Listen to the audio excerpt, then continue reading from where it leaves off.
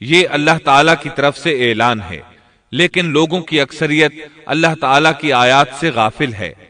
فرعون کی لاش آج بھی اہرام مصر یعنی مصر کے عجائب گھر میں موجود ہے۔ حدیث میں آتا ہے سیدنا جبریل علیہ السلام نے نبی کریم صلی اللہ علیہ وسلم سے عرض کیا، اے اللہ کے رسول صلی اللہ علیہ وسلم، جس وقت فرعون غرق ہوتے ہوئے ایمان کا اظہار کر رہا تھا تو میں اس وقت اس کے منہ میں کیچڑ ڈال رہا تھا کہ کہیں وہ لا الہ الا اللہ نہ کہہ دے اور اللہ اس پر رحم فرما دے، لیکن اس کے منہ سے شہادت توحید کی بات نہ نکلی اور بوقت مرگ اللہ تعالیٰ نے اس کی توبہ قبول نہ کی۔ بنی اسرائیل اس کے ظلم سے نجات پا کر سمندر پار چلے گئے۔ ابھی تھوڑی ہی دور گئے ہوں گے کہ ان کا گزر ایک ایسی قوم کے پاس سے ہوا جو اپنے بتوں کی پوجا کر رہی تھی۔ سمندر پار آنے کے فوراً بعد انہوں نے یہ مناظر دیکھے، گویا فلسطین پہنچنے سے پہلے ہی انہوں نے میدان سینا میں لوگوں کو بتوں کے آگے جھکا دیکھ لیا۔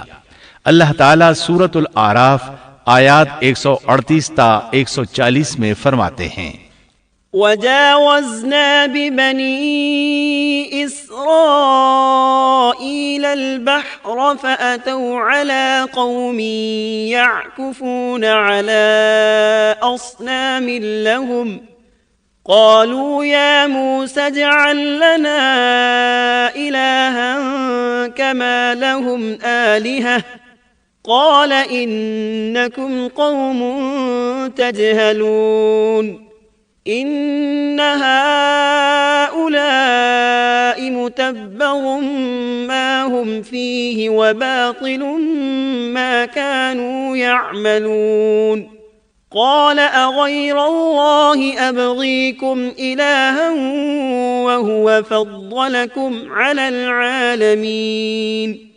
اور ہم نے بنی اسرائیل کو دریا سے پار اتار دیا، پس ان لوگوں کا ایک قوم پر گزر ہوا جو اپنے چند بتوں کی عبادت میں لگے ہوئے تھے۔ کہنے لگے، اے موسیٰ، ہمارے لیے بھی ایک ایسا ہی معبود مقرر کر دیجئے جیسے ان کے یہ معبود ہیں۔ آپ نے فرمایا، واقعی تم لوگوں میں بڑی جہالت ہے، یہ لوگ جس کام میں لگے ہوئے ہیں یہ تباہ کیا جائے گا اور ان کا یہ کام محض بے بنیاد ہے۔ فرمایا، کیا اللہ تعالیٰ کے سوا کسی اور کو تمہارے لیے معبود تلاش کروں، حالانکہ اس نے تمہیں تمام جہان والوں پر فوقیت دی ہے۔ قرآن کی آیات اس پر دلالت کرتی ہیں کہ سمندر پار سے آتے ہی وہ فوراً ایک قوم کے پاس آئے اور موسیٰ علیہ السلام سے مطالبہ کرنے لگے۔ غور فرمائیں کس طرح کفر کے مرتکب ہو رہے ہیں۔ فرعون اور اس کی قوم سے نجات پا لینے کے بعد اللہ رب العزت کی طرف سے موسیٰ علیہ السلام پر احکامات نازل ہوئے۔ پہلا حکم یہ ملا کہ اپنی قوم کے ہمراہ کوہ طور پر پھر تشریف لے چلیں۔ اللہ تعالیٰ نے آپ کو وعدہ دیا کہ وہاں ہم آپ کو تورات عطا کریں گے تاکہ آپ کے لیے اور آپ کی قوم کے لیے شریعت مقرر ہو جائے۔ اللہ تعالیٰ سورۃ الاعراف آیت 142 میں فرماتے ہیں، وَوَاعَدْنَا مُوسَى 30 لَيْلَةً اور ہم نے موسیٰ سے 30 راتوں کا وعدہ کیا۔ اللہ تعالیٰ نے موسیٰ علیہ السلام سے وعدہ کیا کہ جبل طور پر آئیں، وہاں 30 راتیں گزاریں، یعنی مکمل 1 مہینہ قیام کریں تاکہ ان دنوں میں تورات حاصل کر سکیں۔ موسیٰ علیہ السلام اپنی قوم کو لے کر روانہ ہوئے۔ آپ تیز چلتے ہوئے اپنی قوم سے پہلے کوہ طور پر جا پہنچے تاکہ اللہ تعالیٰ کو خوش کر سکیں اور کتاب الہی تورات حاصل کر سکیں۔ بنی اسرائیل اس وقت لاکھوں کی تعداد میں تھے۔ ظاہر ہے اتنے بڑے ہجوم اور لشکر کا تیزی سے حرکت کرنا ممکن نہیں تھا۔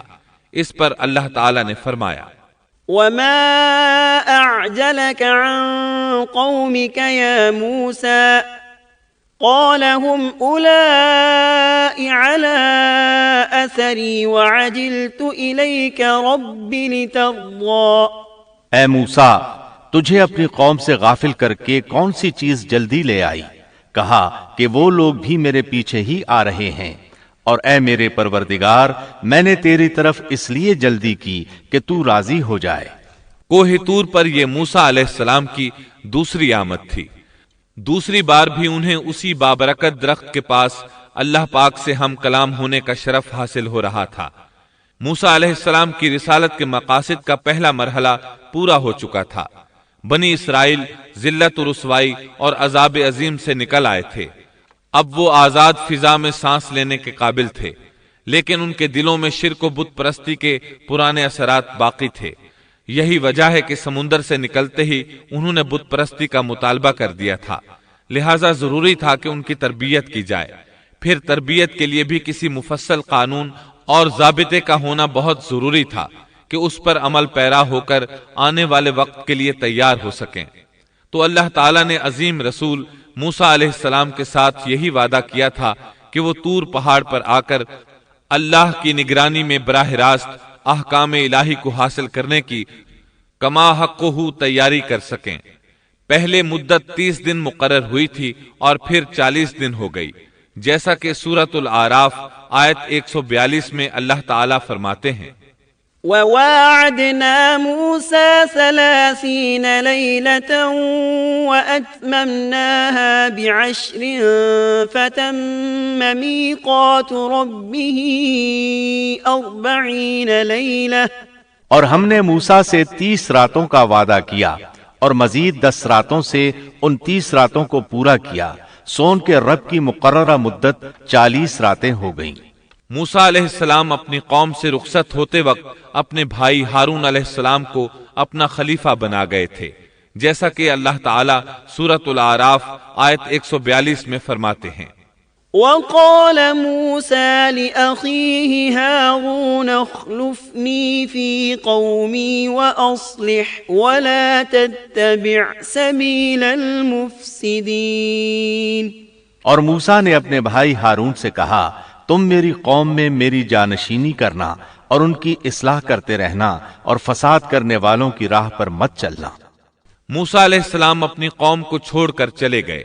انتظامی معاملات کے لیے ان میں ایک حاکم بھی مقرر کر گئے، یعنی اپنے بھائی ہارون کو، جو اللہ کے نبی تھے۔ ان 40 ایام میں موسیٰ علیہ السلام اپنے پروردگار سے براہ راست کلام کرتے رہے، یعنی درمیان میں وحی کا واسطہ بھی نہیں تھا۔